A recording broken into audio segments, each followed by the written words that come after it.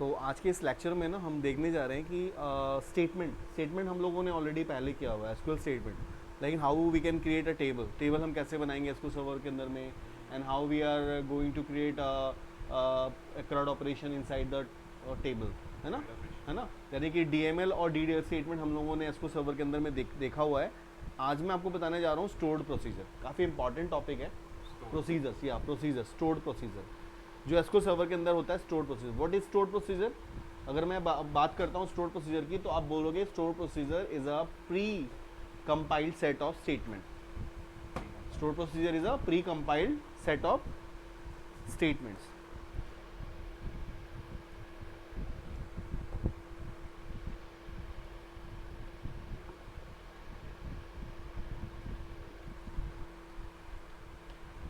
Stored procedure is a pre-compiled.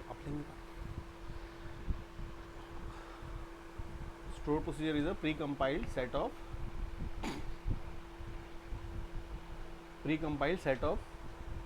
statement. Pre-compiled का मतलब क्या होता है? पहले से कंपाइल हो गया है, मतलब एग्जीक्यूट पहले कर चुका है। This is called pre-compiled. ठीक है। अब देखो यहाँ पे क्या है, अगर मैं कोई टेबल यहाँ पे बनाता हूँ, एसक्यूएल सर्वर को मुझे ओपन करना है, मैंने एसक्यूएल सर्वर ओपन किया। जो हम डेटाबेस बनाते हैं, जो भी एप्लीकेशन हम डेवलप करते हैं, उसमें एक होता है फ्रंट एंड, एक होता है बैक एंड। जो फ्रंट एंड सपोज कर लो हमारा ASP.NET C# है, तो बैक एंड हमारा एसक्यूएल सर्वर है। In SQL server we are creating some tables to storing the data, to maintaining the data, है ना। तो ये मेरा एसक्यूएल सर्वर है, यहाँ से मैं इसको कनेक्ट करता हूँ। मैं आपको इनिशियल से पहले एक टेबल बना के दिखाता हूँ, उसमें एक हम लोग CRUD ऑपरेशन परफॉर्म करेंगे नॉर्मल स्टेटमेंट के थ्रू, उसके बाद हम प्रोसीजर्स बनाएंगे। ठीक है। तो आपको डिफरेंस पता चलेगा कि what is the major difference between that and this.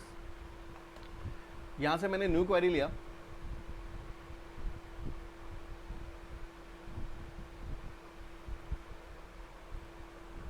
Now here I am just going to create a database. मैंने किया क्रिएट डेटाबेस, और एक डेटाबेस का नाम मैं ले लेता हूं, this is one test procedure, PROC। ठीक है। टेस्ट प्रॉक के नाम से मैंने एक डेटाबेस क्रिएट करना है। Just select the line and press F5 for execution. नीचे मेरे पास एक मैसेज आ जाएगा, इफ़ सारी चीज़ें ओके हैं तो आपके पास एक मैसेज आएगा, command completed successful. That means आपका ये जो डेटाबेस है ना, ये क्रिएट हो गया। कहाँ पे? इस एसक्यूएल सर्वर के अंदर में। Now I am just going to create a table inside this database. तो मुझे क्या करना होगा, मुझे इसको यूज़ करना होगा। तो यूज़ करने के लिए हम लिखेंगे यूज़ टेस्ट अंडरस्कोर प्रॉक, जो मेरे डेटाबेस का नाम है। जैसे मैं टेस्ट प्रॉक लिखूंगा तो आप देखोगे, ये देखो राइट साइड में जो आपका मास्टर दिख रहा है ना, ये चेंज हो जाएगा। जैसे मैं इसको एग्जीक्यूट कराऊँ, अभी यहाँ से एग्जीक्यूट करा सकते हैं, तो देखो यहाँ पे टेस्ट प्रॉक के अंदर में आ गए, यानी कि हम लोग डेटाबेस के अंदर आ गए, टेस्ट प्रॉक के अंदर। Now I am going to create a table inside this test proc. तो मैं क्या करूँगा, यहाँ पे मैं एक छोटा सा टेबल क्रिएट करने जा रहा हूँ। क्रिएट टेबल, टेबल का नाम मैं रखता हूँ लॉगिन, और मैं वहाँ पे लॉगिन के अंदर मैं 2 कॉलम बनाना चाह रहा हूँ। ईमेल आईडी, जो कि मैं चाहता हूँ वैरकर हो, यानी वेरिएबल और कैरेक्टर दोनों होना चाहिए। Varchar that should be 50 character, minimum maximum 50 character, and it should be define as a primary key. Primary key मतलब ईमेल आईडी किसी से डुप्लीकेट नहीं होना चाहिए, कभी भी नल नहीं होना चाहिए, और यूनिक होना चाहिए। प्राइमरी की का मतलब ये होता है। और दूसरा कॉलम मैं देता हूँ पासवर्ड, जिसको मैंने वैरकर ले लिया, और पासवर्ड के अंदर मैं चाहता हूँ 10 कैरेक्टर्स तक ही इंसर्ट हो। 2 कॉलम मैंने बनाए, फाइनली मैंने इसको क्लोज किया। नाउ अब मैं ये पूरा का पूरा टेबल कंपाइल करा रहा हूँ। मैंने तीनों स्टेटमेंट जो भी मैंने टाइप किया था, अभी मैंने सेलेक्ट किया और F5 प्रेस किया, तो देखो नीचे आया कमांड कंप्लीटेड सक्सेसफुली। इसका मतलब ये है कि प्रॉक जो डेटाबेस है उसके अंदर में लॉगिन के नाम से एक टेबल क्रिएट हो गया, जिसके अंदर में 2 कॉलम बन गए। क्लियर है? Now I am going to, अभी टेबल बन गया, तो टेबल में क्या करते हैं, इंफॉर्मेशन पुट करते हैं। इंफॉर्मेशन आप डालते हो, गेट करते हो, जो डला हुआ है उसको अपडेट करते हो, और जो है उसको डिलीट करते हो। ये 4 ऑपरेशंस होते हैं जो CRUD ऑपरेशन हम कह सकते हैं, इंसर्ट, अपडेट, डिलीट और सिलेक्ट। वो मैं एक बार परफॉर्म करता हूँ इस टेबल के साथ में। तो क्या लिखेंगे हम लोग, अगर मुझे इंसर्ट कराना है तो मैं लिखूंगा इंसर्ट इनटू, टेबल का नाम क्या है, लॉगिन, और इसके अंदर मैं क्या डालने जा रहा हूँ, वैल्यूज। This is statement. अब इसके अंदर में मैं ईमेल आईडी एक डालूंगा, तो ईमेल आईडी मेरा क्या है, ईमेल आईडी मेरा वैरकैर है, तो मुझे सिंगल कोड में इसकी इन्फॉर्मेशन डालनी पड़ेगी। मैंने डाला एक for example a@gmail.com is the email ID, gmail.com, ये ईमेल आईडी हो गई, कॉमा पासवर्ड मैंने A123 कर दिया, दिस इज़ माई पासवर्ड। मैं इसको बंद करता हूँ, इस लाइन को सिलेक्ट करता हूँ, प्रेस करूँगा F5, नीचे 1 रो अफेक्टेड का मैसेज आ रहा है। इसका मतलब 1 रो किसके अंदर अफेक्ट हुआ है, लॉगिन टेबल के अंदर हुआ है। लॉगिन जो टेबल है मेरा, उसके अंदर में एक रो इंसर्ट हो चुका है। I want to show the data, जो मैं चाहता हूँ कि इंटायर टेबल का पूरा डेटा शो हो जाए। ईमेल आईडी और पासवर्ड ये अलग-अलग स्टेटमेंट्स हैं या दो अलग-अलग कॉलम थे ना, ये अलग कॉलम है, मैंने कॉमा से सेपरेट किया ना दोनों को। तो एक कॉमा से मतलब अलग-अलग कॉलम। यस, ये आपका ब्रैकेट देखो यहाँ से स्टार्ट हो रहा है, यहाँ से ब्रैकेट बंद हो रहा है। ये कॉमा, ये जो कॉलम है किससे सेपरेटेड है, कॉमा से ना। ये ब्रैकेट ओपन किया है, ब्रैकेट बंद किया है, ये सिर्फ यहाँ पे ब्रैकेट को ओपन किया है, ब्रैकेट बंद किया है, और ये दोनों चीज़ें जो है वो कॉमा से सेपरेटेड है। Just for the sake of knowledge, मतलब ये हम सेकंड लाइन में भी लिख सकते हैं। यस, कर सकते हैं। तो ये हो गया मेरे पास में। अगर मैं इसको I want to show the entire table value, तो कैसे करेंगे, उसके लिए लिखते हैं सिलेक्ट स्टार फ्रॉम, टेबल का नाम क्या है, login, select the statement and press F5। I have only one records in my table. The name of table is login, in which I have only one record. ये show कर रहा है। Table जो मैंने बनाया, उस टेबल के अंदर मैंने एक वैल्यू इंसर्ट करी, उसको मैंने सेलेक्ट किया, राइट। उसी तरह से if I want to store a different value, मैंने यहाँ पे b@gmail.com और मैंने यहाँ पे b123 नाम से एक और रिकॉर्ड इंसर्ट करा दिया। अब मैं इस दूसरी स्टेटमेंट को दोबारा रन कराऊंगा, इस स्टेटमेंट को, तो मेरे पास कितने रिकॉर्ड दिखेंगे, 2। लेकिन अगर मैं सेम वैल्यू को जो b@gmail.com है, मैं इसको दोबारा रन कराऊंगा, तो क्या ये एग्जीक्यूट करेगा, नहीं करेगा, बिकॉज द प्राइमरी की ऑलरेडी एग्जिस्ट। ये कहता है, इसको ये फोकस करता है, ये जो प्राइमरी की है ये इसको देखता है। अगर ये डुप्लीकेट मिला तो ये कभी भी वैल्यू इंसर्ट नहीं करेगा। Password can be same, password जो सेम हो सकता है, लेकिन ईमेल आईडी जो है वो हमेशा डिफरेंट होना चाहिए। That because this is defined as a primary key, this column is defined as a primary key, जो मैंने यहाँ पे लिखा है। अगर मैं इसको वहाँ से प्राइमरी की हटा दूँ तो ये डुप्लीकेट वैल्यू भी एक्सेप्ट कर लेगा। बट क्या फ़ायदा, how you are managing the records. हम सारे यूज़र्स हैं, अगर हमारे को अंदर में, हाँ, अगर हमारे सेपरेशन कैसे होगा, हमारे में आपका भी नाम अभिषेक है, उसका भी नाम अभिषेक है। अगर मैं अभिषेक के नाम के थ्रू आपको आइडेंटिफाई करूं, तो हाउ आई आइडेंटिफाई कि अभिषेक कौन है, किसको मैंने सैलरी दी है, किसको मैंने सैलरी नहीं दी है, how I am managing this, right. तो इसके लिए हम लोग यूज़ करते हैं। और अगर मैंने यहाँ पे सपोज कर लो, यहाँ पे मैंने सी कर दिया, यानी इसको चेंज कर दिया, और मैंने इसको चेंज नहीं किया, doesn't matter because password is not my primary key. ये तीसरी वैल्यू भी इंसर्ट स्टोर करा लेगा। इट मैटर्स ओनली कि जो आईडी है it should not be duplicate with existing records. जो भी रिकॉर्ड्स है उसके अंदर में डुप्लीकेट नहीं आनी चाहिए। Got it. Now the third one is कि अब मैं चाहता हूं कि जो एग्जिस्टिंग रिकॉर्ड है उसमें से मैं कुछ वैल्यूज को अपडेट करना चाहता हूं। I want to update the password of this c@gmail.com का। जो ये आईडी है ना, जो प्राइमरी की है, इसके बिहार पे जो पासवर्ड है, I want to update the password. I don't want, अगर मैं चाहूँ कि आप ईमेल आईडी को अपडेट करना, क्या वो अपडेट हो सकता है, नहीं हो सकता है। Primary key can not be update, can not be change, primary key can not be duplicate, primary key can not be null, कभी भी नल नहीं हो सकता। यानी कि जब आप डेटा इंसर्ट करोगे और प्राइमरी की मैं नल छोड़ दूं तो वो एक्सेप्ट नहीं करेगा किसी भी केस में, ठीक है। Now I want to update password behalf of email ID. कैसे करेंगे, लिखेंगे अपडेट टेबल का नाम लॉगिन। अपडेट किसको मैं करना चाह रहा हूँ, लॉगिन को। सेट में करना चाहता हूँ किसको, पासवर्ड कॉलम को। दैट शुड बी, मैं चाहता हूँ दैट शुड बी C123 हो जाए, C123 पासवर्ड हो जाए, सेट हो जाए। किसका, वेयर, किसका, तो वेयर किसका, ईमेल आईडी, जो कॉलम का नाम है। Where email ID equals to जो मैं डालूंगा, सिंगल कोट में डालना पड़ेगा मुझे क्योंकि varchar आ रहा है। मैं यहाँ पे लिखता हूँ gmail.com। तो मैं कर रहा हूँ अपडेट लॉगिन टेबल को सेट कर रहा हूँ मैं password C123 where email ID is equal to this. अगर मैं इस लाइन को सेलेक्ट करके F5 प्रेस करता हूँ तो नीचे आ रहा है 1 रो अफेक्टेड। मतलब क्या है, जो पासवर्ड था पहले वो चेंज हो चुका है। अगर मैं यहाँ पे सेलेक्ट की क्वेरी चलाता हूँ तो यहाँ पे देखो पासवर्ड B का पासवर्ड पहले मैंने सेम रखा था, अब चेंज हो गया ना। C का पासवर्ड सॉरी चेंज हो गया। What is the purpose of having this database displayed? Purpose Purpose. Because the database managing your records.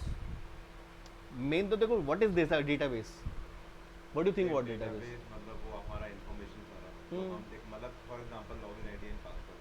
So अगर if it's already taking the updating the C the B email ID already mentioned there. अगर वो execute के बाद नहीं उसको perform कर रहा है so how does it make difference?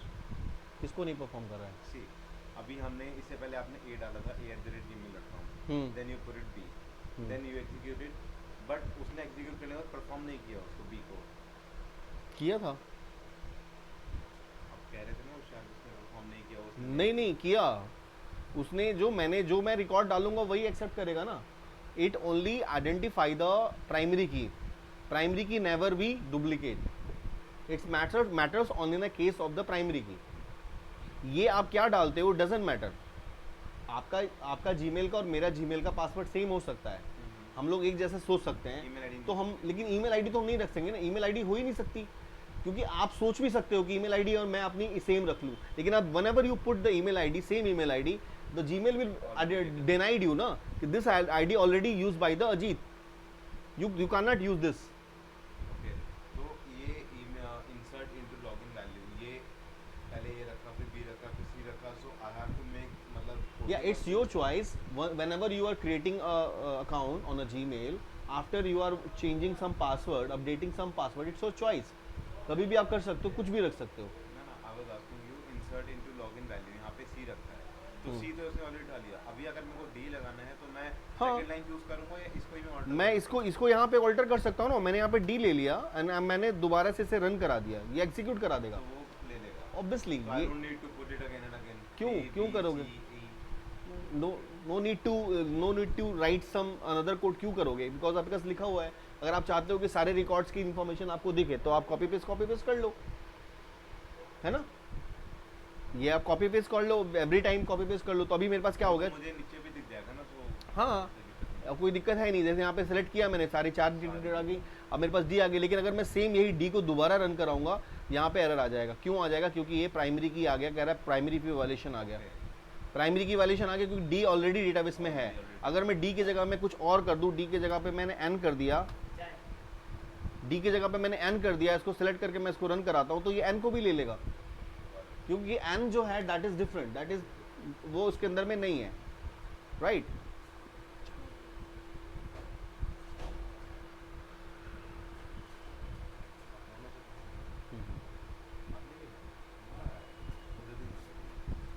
तो ये आपका रिकॉर्ड देखो आ गया। ये सिर्फ देखेगा कि जो मेरे पास ऑलरेडी डेटाबेस रिकॉर्ड के अंदर में है। अगर आपके पास में ऑलरेडी डेटाबेस में रिकॉर्ड है वो सिर्फ उसको चेक करेगा। देखो यहाँ पे आप मतलब जो वो डुप्लीकेसी एग्जिस्ट नहीं करने देगा किसी भी केस में, दैट्स मैटर ओनली। और वो इसलिए करने नहीं देगा क्योंकि आपने इस कॉलम को एज अ प्राइमरी की डिफाइन किया है। अगर आप इसमें से जब ये टेबल बनाओगे और प्राइमरी की नहीं रखोगे तो ये डुप्लीकेट भी ले लेगा, बट वो आपके लिए रॉन्ग डेटा हो गया। बट अगर इसका अगर प्राइमरी की ना रखें तो वो कहाँ पे एप्लीकेशन नहीं होगी, एनोमलीज हो जाएगी उसके अंदर में। एनोमलीज मतलब प्रॉब्लम, इंसर्शन, डिलीशन, अपडेशन। अच्छा हाँ ये सारा कुछ ये प्रॉब्लम आ जाएगी ना उसके, उस एप्लीकेशन ही वर्स्ट है। That application is worst application, उसमें कुछ मेंटेन हम कर ही नहीं सकते, राइट। इसलिए तो हमें पढ़ाया जाता है normalization. Normalization is a technique to reduce data redundancy, duplicacy हटाने के लिए। एंड उसका सबसे पहला रूल है first normal form, second, third, fourth, BCNF, ये नॉर्मल फॉर्म्स है। फर्स्ट NF में हम टेबल का स्ट्रक्चर बनाते हैं, ईच कॉलम को अलग अलग सेपरेट में डालते हैं। सेकंड कॉलम में हम प्राइमरी की अप्लाई करते हैं। सेकंड कॉलम में हम प्राइमरी का नाम अप्लाई करते हैं। तो ये these are the things that through which we can. चलो अभी मैं जो जिस पर्पस पे हूँ उसको पहले सॉर्ट आउट कर ले। तो ये 3 चीज़ें आपको क्लियर हैं, update, insert. Now I want to delete data. अगर मुझे डिलीट करना है तो मैं क्या लिखूंगा, डिलीट लॉगिन। डिलीट में यहाँ से क्या करने जा रहा हूँ, मैं रिकॉर्ड डिलीट करूंगा। रिकॉर्ड, अब इसमें से कितने रिकॉर्ड है मेरे पास, I have 5 records in my table. I want to delete this record जिसका जो आईडी है वो क्या है, n@gmail.com। तो अगर मुझे ये रिकॉर्ड डिलीट करना है तो मुझे क्या लिखना होगा, delete log in where email ID equals to n@gmail.com। n@gmail.com मैं जैसे सेलेक्ट करूंगा, अगर मैं इसको रन कराऊंगा, नीचे मैसेज क्या आ रहा है, 1 row affected. n@gmail.com is deleted from the table. देखो मेरे पास 5 रिकॉर्ड थे और मेरे पास अब 4 रिकॉर्ड हैं। n वाला रिकॉर्ड मेरे पास डिलीट हो चुका है। तो ये डिलीटेड जो रिकॉर्ड है ये कहीं पे जाता है, मतलब अगर मेरे को कहीं पे Yes. चेक करना हो? यस, अच्छा, और मतलब कहाँ पे दिखेगा, तो बात की चीज़ है। वो बात की चीज़ें मैं आपको बाद में बताऊंगा। ये डिलीट होता है, एक ट्रांकेट होता है। वी आर जस्ट वो चैप्टर में हम आएंगे बाद में। और अगर मेरे को एक साथ 2 डिलीट करने ये लॉग्ड फाइल होती है, एक लॉग फाइल होती है, उसके अंदर में उसकी इन्फॉर्मेशन होती है। We can retrieve the data from there. n@gmail.com, if I want to delete 2 data, so I have to put column or comma first. And and operator use करके हम उसके बाद दूसरा भी डाल सकते हैं। and मतलब अपना ये वाला symbol? हाँ, AND एंड। तो ये डिलीट हो गया। तो ये देखो ये जो चीज़ें मैंने आपको बताई, this is statement. Same time पे स्टेटमेंट एग्जीक्यूट करता है, it create lots of memory, lots of processor, lots of memory and lots of processor it's create at the time of running, at the time of execution. This is called statement, but it's very hectic. run time में आप actual value डाल रहे हो, run time में you are going to insert a actual value ना, user can trap the value. If we are inserting the actual value with the form of text boxes, अगर मैं text box के through actual value pass करता हूँ और value को मैं directly उस जगह पे उस ऑपरेशन में इन्वॉल्व करा रहा हूँ, it will be trap by someone. ये एक प्रॉब्लम हो सकती है। तो उसको हम लोग बचाने के लिए हम क्या यूज़ करते हैं, प्रोसीजर्स, स्टोर प्रोसीजर्स। उसको कंपाइल कर। Yes, I am not going to send actual value to the method, I am just putting the parameters. I'm just going to create a parameters in which we are invoking the values.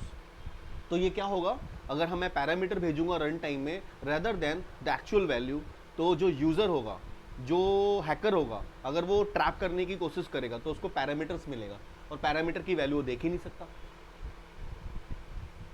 तो मेरी value save रहेगी। दूसरा फायदा क्या होगा कि every time जो इसका जो ट्रांजेक्शन का टाइम जो लग रहा है, यानी every time we are creating this statement को मैं रन करा रहा हूँ, मेरा जो कंपाइलर है एवरी टाइम प्रोसेस में रहेगा।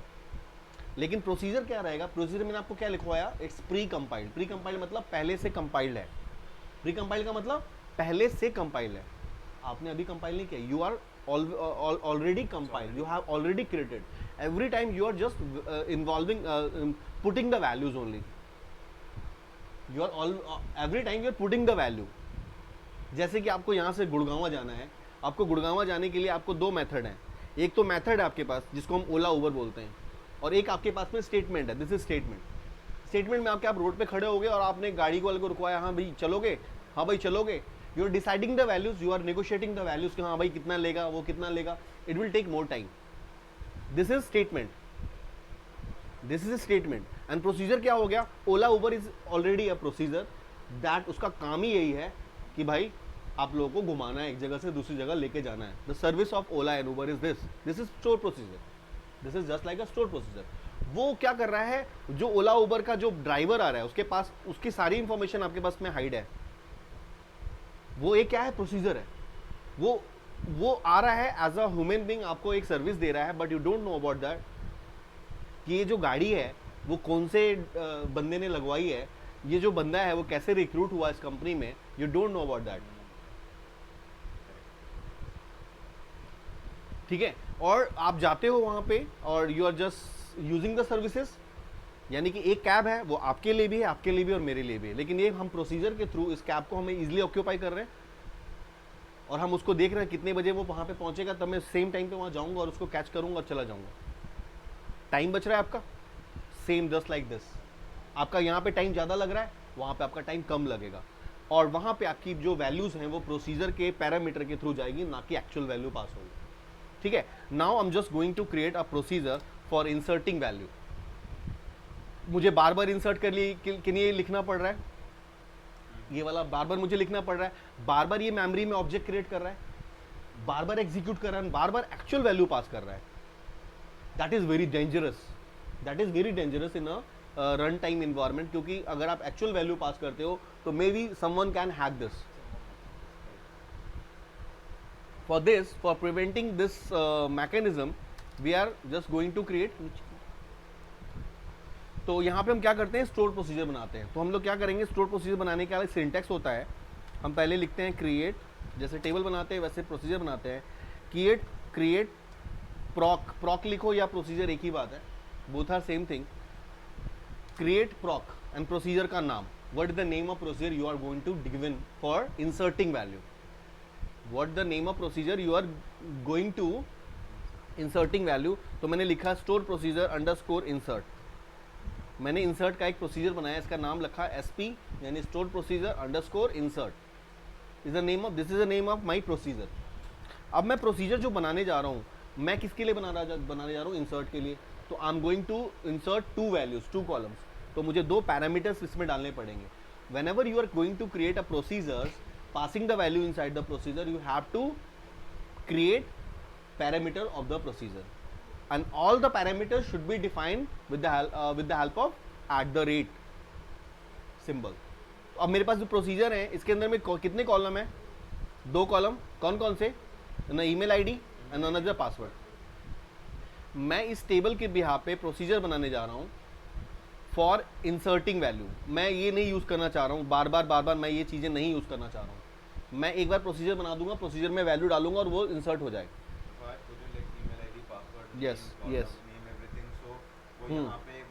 यस, तो मैं सबसे पहले कॉलम ईमेल आईडी के लिए एक वैल्यू, एक पैरामीटर्स ले रहा हूँ। दिस इज ईमेल, स्मॉल में मैंने ईमेल ले लिया and assign the data type of this email, this is varchar, and assign the size of the parameters जो कि यूज़र पुट करेगा रन टाइम पे, जो रन टाइम पे जो डालेगा ना वो पैरामीटर्स हैं।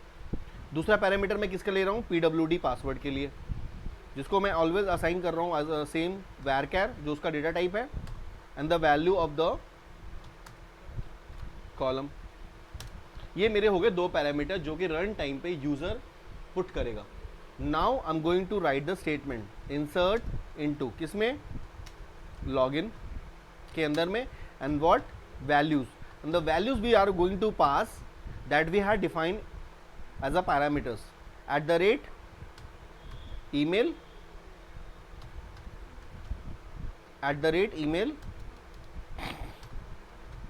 comma @PWD password. 2 कॉलम मैंने असाइन कर दिए। ठीक है, that is procedure. Create प्रॉक SP insert, जो नेम है प्रोसीजर हो गया। इसके अंदर आपने पैरामीटर्स कौन सा लिया, अच्छा, the procedure of deleting, inserting, updating will be same? नहीं, सबके अलग अलग होंगे, सबके आपको अलग अलग बनाना पड़ेगा। आपको ये आपको अलग अलग प्रोसीजर बनाना होगा ना। अभी हमने इंसर्ट का बनाया है। आपको जो प्रोसीजर्स बनाने होंगे ना, वो प्रोसीजर्स के अंदर में आपको सबके अलग अलग प्रोसीजर बनाने होंगे। सपोज कर लो आपको वैल्यूज इंसर्ट करानी है, ठीक है, आपको डेटाबेस में वैल्यू इंसर्ट करानी है, तो हमने वो लिख दिया इंसर्ट इनटू लॉगिन वैल्यू। तो कैसे करोगे आप? अब नॉर्मली वैसे करना हो तो कैसे करोगे? हम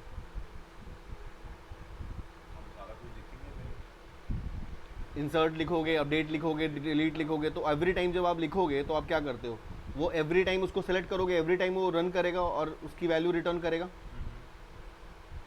एवरी टाइम करेगा ना। तो जो वो एवरी टाइम करेगा उसमें वो वहाँ पे उस चीज़ को मेमोरी भी स्पेस भी लेगा एट द रन टाइम और उसको कंपाइल करके करेगा। लेकिन प्रोसीजर में ऐसा नहीं होगा। तो आपने क्या किया, क्रिएट प्रोसीजर जो बनाया, 2 कॉलम, ये जो आपने जो पैरामीटर लिया है वो किसके लिए लिया है, एज इंसर्ट के लिए लिया है। आपने जो 2 पैरामीटर्स लिया है वो एज किसके लिए लिया है, इंसर्ट के लिए लिया है। तो आपने इस तरह से आपको लिखना पड़ेगा। Now you just select the statement, जो आपने स्टेटमेंट प्रोसीजर का लिखा है, और इसको आप एग्जीक्यूट कराओगे। नीचे मैसेज आ जाएगा कमांड कंप्लीटेड।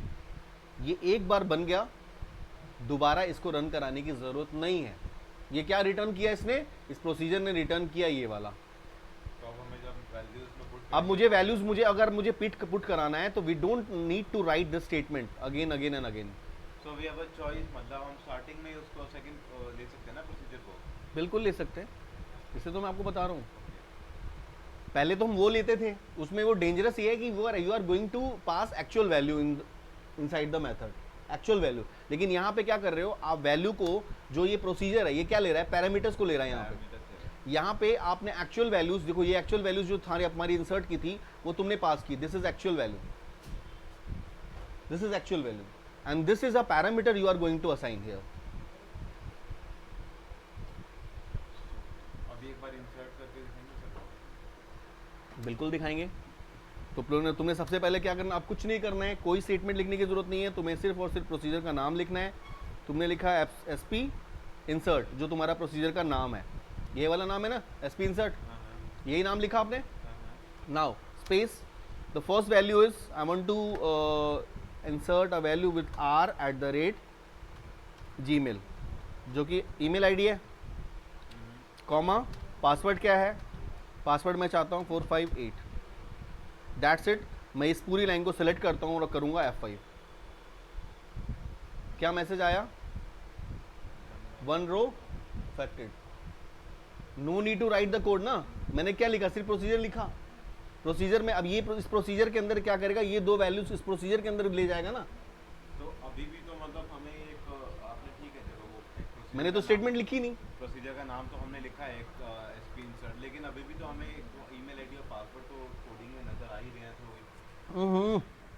ये जब मैंने इसको कॉल किया तो किसको कॉल करेगा इसको, अच्छा इसके अंदर ये वैल्यूज को किस में पुट करेगा, इसमें जो मेथड में जो वैल्यू पास हो रहा है वो किस में जा रहा है, पैरामीटर्स में जा रहा है।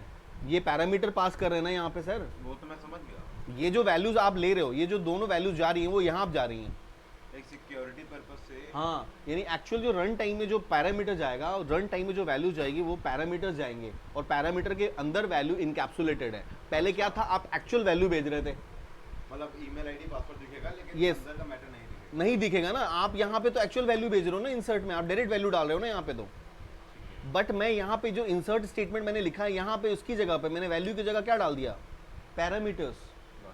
तो रन टाइम में जो पैरामीटर्स जाएंगे ना आपके, एक्चुअल वैल्यू तो आपको दिखेगी नहीं। यानी if somebody want to hack this data, वो नहीं कर सकता। And the processing time less than 100 time faster than this is the 100 time faster, the procedure is 100 time faster. क्यों? क्योंकि ये ऑलरेडी कंपाइल्ड है, ये पहले से बना हुआ है। ओला उबर पहले से बने हुए हैं। अभी नहीं आपको ओला उबर के लिए आपको नया कंपनी आपने बनाया, आपने वो यहाँ से गुड़गांव जाना है तो क्यूरेटिंग अ कंपनी, और उसने आपने पहले गाड़ी लगवाई, उसके बाद आपने बुलाया। This is statement, this is statement the. लेकिन प्रोसीजर में क्या है, आपने एक बार बना दिया, यू कैन यूज इट। अब क्या होगा, वहाँ पे जब हम वैल्यूज इंसर्ट करानी होगी तो मैं प्रोसीजर का नाम लूंगा और टेक्स्ट बॉक्स का नाम लूंगा। भाई टेक्स्ट बॉक्स 1 की वैल्यू, टेक्स्ट बॉक्स 2 की वैल्यू इस प्रोसीजर के अंदर। उससे पहले हम क्या करते थे, उस दोनों टेक्स्ट बॉक्स की एक्चुअल वैल्यू को हम लोग स्टेटमेंट के अंदर पास करते थे, इंसर्ट के अंदर लिखते थे। दैट इज डेंजरस, और रन टाइम में वैल्यू टाइम भी ज़्यादा लगेगा, प्रोसेसिंग टाइम ज़्यादा लगेगा, स्पीड कम होगी ऑलवेज हमारे सिस्टम की, सॉरी परफॉर्मेंस की, एप्लीकेशंस की। तो this is a procedure to inserting value. If I am going to create some another procedures like, मैं एक दूसरा प्रोसीजर बनाता हूँ, ये कॉपी करता हूँ मैं सेम, कंट्रोल V पेस्ट कर दिया। प्रोसीजर मैं अब बनाने जा रहा हूँ किसका, इंसर्ट का हो गया, सिलेक्ट करना है मुझे, तो सिलेक्ट लिख देता हूँ मैं यहाँ पे। अगर मैं सेलेक्ट करूंगा तो दो तरह से सेलेक्ट होगा, या तो पैरामीटराइज सेलेक्ट होगा या नॉन पैरामीटराइज होगा। अगर नॉन पैरामीटराइज होगा तो we don't need to insert email ID. Non where अगर आपको नहीं डालना है तो इसकी आपको ज़रूरत नहीं, लेकिन अगर आप चाहते हो वेयर डालना तो आपको पैरामीटर लेना पड़ेगा। तो पैरामीटर तो एक ही होगा ना, पासवर्ड का तो मुझे काम है ही नहीं। पैरामीटर वो जिसके जो आपको लगता है मेथड के अंदर पास करना है, दिस इज कॉल्ड पैरामीटर। अगर मेरे को मेथड के अंदर पैरामीटर नहीं पास करना है तो आपको नहीं लेना होगा। अब मैं यहाँ पे सेलेक्ट पैरामीटर से ले रहा हूँ, किसके लिए, सेलेक्ट स्टार फ्रॉम लॉगिन, ये लिखते। अगर मैं सिर्फ इसको रन कराऊँ तो यहाँ पे पैरामीटर नहीं है, लेकिन मैंने स्टोर प्रोसीजर में पैरामीटर असाइन डिफाइन किए हुए हैं तो वो गलत हो जाएगा। अगर मैंने पैरामीटर असाइन किए हुए और मैं उसको यूज़ नहीं कर रहा हूँ तो गलत हो गया। तो मैं यहाँ पे क्या करूँगा, वेयर ईमेल आईडी जो कॉलम का नाम था और इज इक्वल्स टू क्या, @email। इसकी जगह पहले हम क्या डालते थे, एक्चुअल वैल्यू, है ना। अब देखो यहाँ मैं इसको रन कराता हूँ, ये रन हो गया।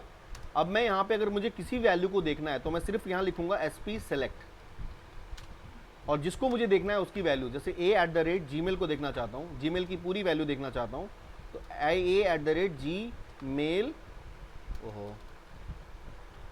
gmail.com, ठीक है। अगर मैं इसको सेलेक्ट करके रन कराता हूँ, नीचे देखो एक ही वैल्यू आ गई। प्रोसीजर के अंदर में डायरेक्टली उसने वैल्यू इन्वोक कराया और आपका वर्क हो गया। अगर आपको बी की वैल्यू देखनी है तो आपने जस्ट बी किया, आपने क्या स्टेटमेंट टाइप किया है, कुछ भी नहीं किया ना, आपने सिर्फ क्या किया, आपने प्रोसीजर्स को कॉल किया, procedure will return the value. तो ये तो सिर्फ एक प्राइमरी की से हम देख सकते हैं ना। हाँ, आप चाहते हो कि नहीं देखना चाहते हो प्राइमरी की से, तो इसको अल्टर कर दो। इसको आप चाहते हो कि आप पूरी वैल्यू विदाउट प्राइमरी की देखना चाहते हो, होल टेबल वैल्यूज, तो यू कैन यूज अल्टर। एक बार आपने इसको यूज कर लिया तो दोबारा आप इसको दोबारा क्रिएट वाले को नहीं चला सकते हो। And I want to remove this ID and I want to remove this where clause, तो ये क्या हो जाएगा, अब ये नॉन पैरामीटराइज हो गया। तुम चाहो तो दोनों अलग अलग बना सकते थे। अब मैं इसको अल्टर कर देता हूँ। अब मैं बिना पैरामीटर के, यानी सिर्फ और सिर्फ मैं कि मुझे क्या लिखना होगा, यही, और मैं इसको अगर सेलेक्ट करता हूँ इट विल रिटर्न यस। इन दोनों के लिए तुम अलग अलग भी बना सकते थे, एक थ्रू आईडी, विदाउट आईडी। तो बेटर तुम्हारा सिलेक्ट वाला ही है। हाँ, जो आपको मर्जी है, जैसे आप चाहते हो वैसे कर सकते हो। क्लियर है, क्योंकि वैसे भी हम सब कुछ देख सकते हैं, सिलेक्ट में तो स्पेसिफिक आ गया हमारे पास, क्या स्पेसिफिक। हाँ, वेयर हम लगाएंगे तो स्पेसिफिक आ जाएगा, वेयर नहीं लगाएंगे, अगर हम विदाउट पैरामीटर करेंगे तो सारे आ जाएंगे। तो वैसे भी देख सकते हैं। यस, क्लियर है। तो ये हो गया आपका सेलेक्ट का। उसी तरह से अगर मैं चाहूँ यहाँ पे अपडेट का करना, कॉपी कर लेता हूँ मैं इसको,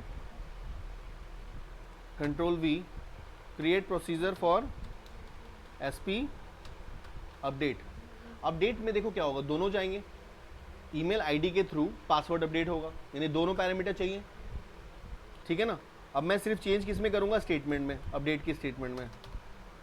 तो यहाँ पे मैं लिखता हूँ अपडेट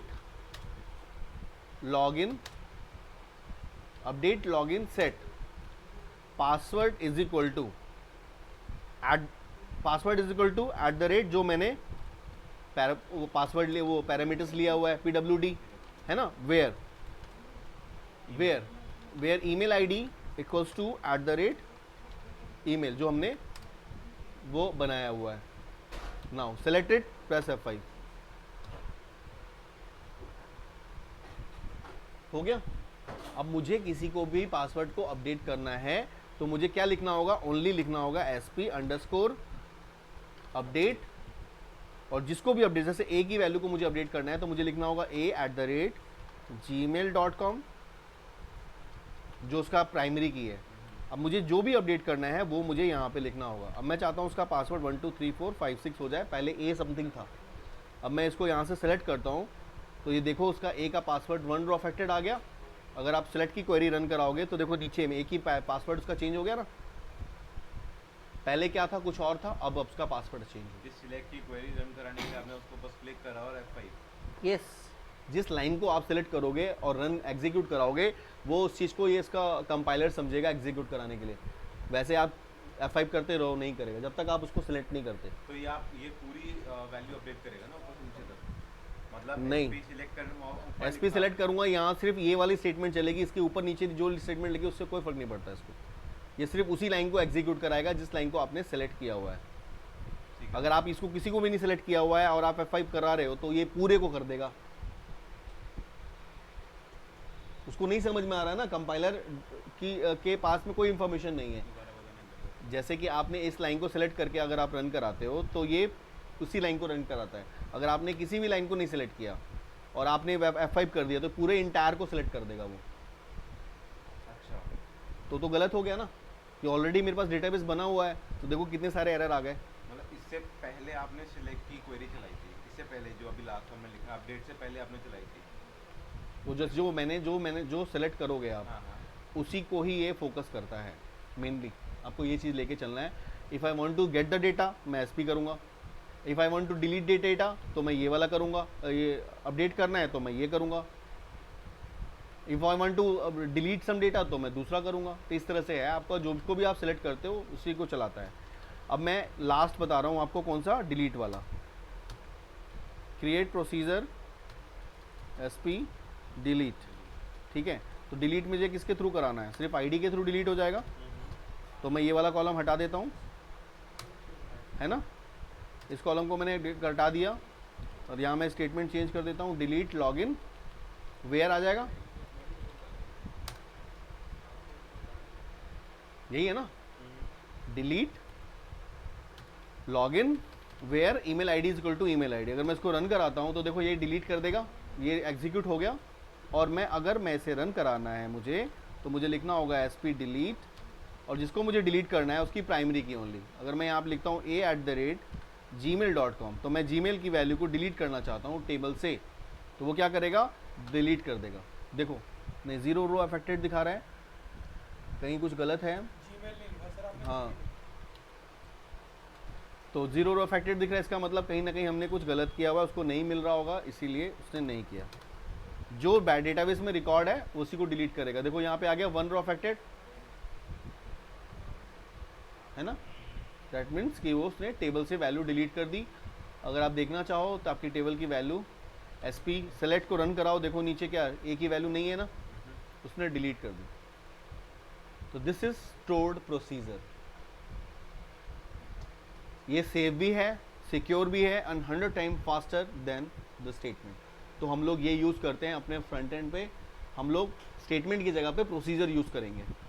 तो उससे पहले स्टेटमेंट तो आपको आना चाहिए, you have to know about the statement, तभी तो प्रोसीजर बनाओगे ना। इसीलिए मैंने आपको पहले प्रोसीजर बताया, अब मैंने स्टोर प्रोसीजर बताया। क्लियर है? इन दोनों चीज़ों को प्रैक्टिस करोगे, फिर इसको हम लोग फ्रंट एंड पे यूज़ कैसे करते हैं, अपने फॉर्म बना के कैसे यूज़ करेंगे, वो मैं फिर आपको नेक्स्ट क्लास में बताता हूँ। क्लियर है?